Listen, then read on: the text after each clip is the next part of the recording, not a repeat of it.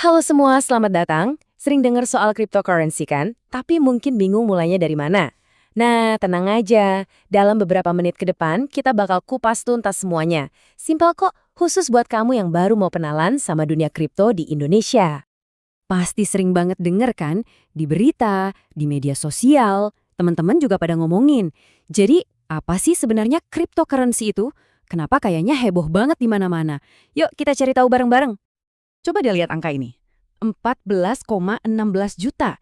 Itu jumlah investor kripto di Indonesia per April 2024. Gila kan?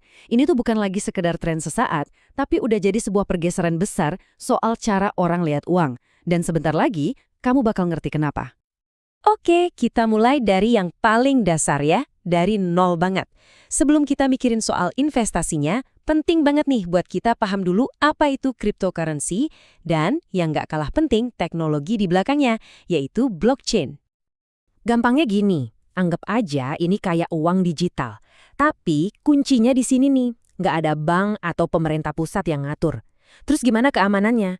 Nah, keamanannya itu datang dari kriptografi, semacam kode matematika yang super canggih. Dan transaksinya itu langsung dari orang ke orang, atau peer-to-peer, persis kayak kita ngasih uang tunai, tapi ini versi digitalnya. Nah, kalau tadi kripto itu uangnya, blockchain ini teknologinya. Bisa dibilang buku kasnya. Bayangin deh, ada buku kas digital raksasa, semua orang bisa lihat isinya. Tapi, nggak ada satu orang pun yang bisa ngubah catatannya. Setiap transaksi dicatat di dalam sebuah blok, terus disambungin ke blok sebelumnya. Jadilah sebuah rantai atau chain yang super aman dan susah banget dipalsuin. Satu hal yang perlu banget diingat, kripto itu macam-macam, nggak cuma satu jenis. Biar gampang, kita bandingin aja dua ini, Bitcoin dan Cardano. Bitcoin itu bisa dibilang sesepuhnya, sering disebut emas digital. Fokusnya ya buat nyimpan nilai, keamanan nomor satu.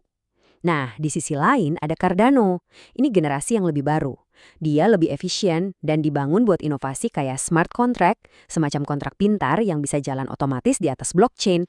Sama-sama kripto, tapi tujuannya beda jauh. Terus, kenapa sih orang-orang pada tertarik? Ya, yang paling jelas potensi untungnya gede.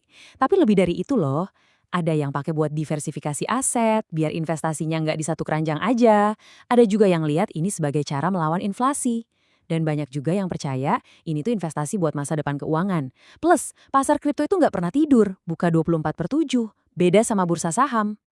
Oke, sekarang kita ngomongin bagian yang harus diwaspadai. Di balik potensi untung gede tadi, ada resiko yang sama gedenya. Harganya itu super fluktuatif. Kita ngomongin perubahan harga yang drastis, bisa naik atau turun puluhan persen cuma dalam hitungan jam. Serius. Jadi ini benar-benar bukan buat yang jantungan, dan kamu harus paham betul soal ini sebelum memutuskan buat investasi. Oke, udah tahu apa itu kripto, udah tahu juga resikonya. Pertanyaan selanjutnya yang pasti muncul di kepala, ini legal nggak sih di Indonesia? Nah, kita bahas soal itu sekarang.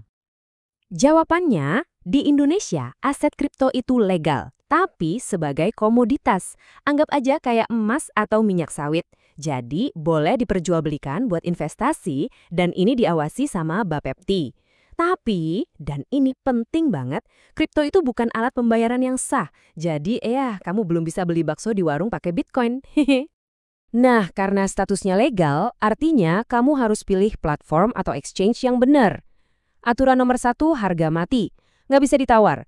Platformnya harus terdaftar resmi di Bapepti. Titik. Selain itu, ya cari yang reputasinya bagus dan tentunya punya fitur keamanan yang kuat, kayak verifikasi identitas dan 2FA. Oke, teori cukup. Sekarang kita masuk ke bagian prakteknya nih. Gimana sih caranya mengubah rupiah kita jadi aset kripto? Katakanlah Bitcoin atau Cardano? Kelihatannya ribet ya? Enggak kok, sebenarnya simpel. Cuma ada 4 langkah utama. 1.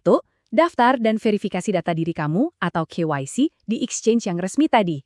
2. Deposit rupiah bisa lewat transfer bank atau e-wallet. 3. Tinggal pilih deh mau beli aset kripto apa. Dan 4. Ini yang paling krusial, simpan aset kamu di wallet atau dompet digital kamu sendiri. Ngomongin dompet atau wallet, ada 2 jenis utama. Ada yang namanya hot wallet, ini dompet yang selalu online. Anggap aja kayak dompet kulit kamu sehari-hari. Praktis buat transaksi cepat, tapi ya lebih berisiko kena serangan siber. Satunya lagi namanya cold wallet. Ini dompet yang offline. Nah, ini lebih kayak brankas pribadi. Keamanannya tingkat dewa, tapi yang nggak sepraktis hot wallet. Oke, kamu udah berhasil beli kripto pertama kamu. Keren, selamat ya. Tapi, tunggu dulu, tugas kamu belum selesai. Justru, bagian paling pentingnya baru aja dimulai, yaitu mengamankan aset kamu itu. Kalau dari semua obrolan kita hari ini, kamu cuma boleh ingat satu hal, tolong ingat ini. Seed phrase. Ini adalah kunci utama, kunci cadangan buat semua aset kripto kamu. Kalau HP atau laptop kamu hilang atau rusak, rangkaian kata-kata inilah satu-satunya penyelamatmu. Perlakukan ini lebih hati-hati daripada PIN ATM kamu. Serius? Jadi, ada 3 aturan keamanan utama yang wajib kamu lakuin.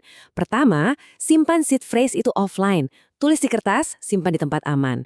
Jangan pernah di-screenshot atau disimpan di email. Pokoknya, jangan. Kedua, selalu waspada sama phishing dan penipuan. Jangan asal klik link aneh-aneh. Ketiga, selalu aktifin Two-Factor Authentication atau 2FA di akun exchange kamu. Di dunia kripto, ada pepatah terkenal, not your keys, not your coins. Artinya simple banget. Kalau bukan kamu yang pegang kendali atas kunci pribadi atau seed phrase-nya, berarti itu sejatinya bukan koin kamu. Kamu cuma nitip ke orang lain. Ingat, di dunia kripto, kendali penuh itu sama dengan keamanan penuh. Nah, itu dia dasar-dasarnya. Kita udah bahas apa itu kripto, legalitasnya di Indonesia, cara belinya, dan yang paling penting, cara menjaganya biar tetap aman. Sekarang kamu udah punya fondasinya buat mulai. Pertanyaannya sekarang adalah, mau diapain pengetahuan ini? Udah siap untuk menggali lebih dalam dan melakukan riset kamu sendiri?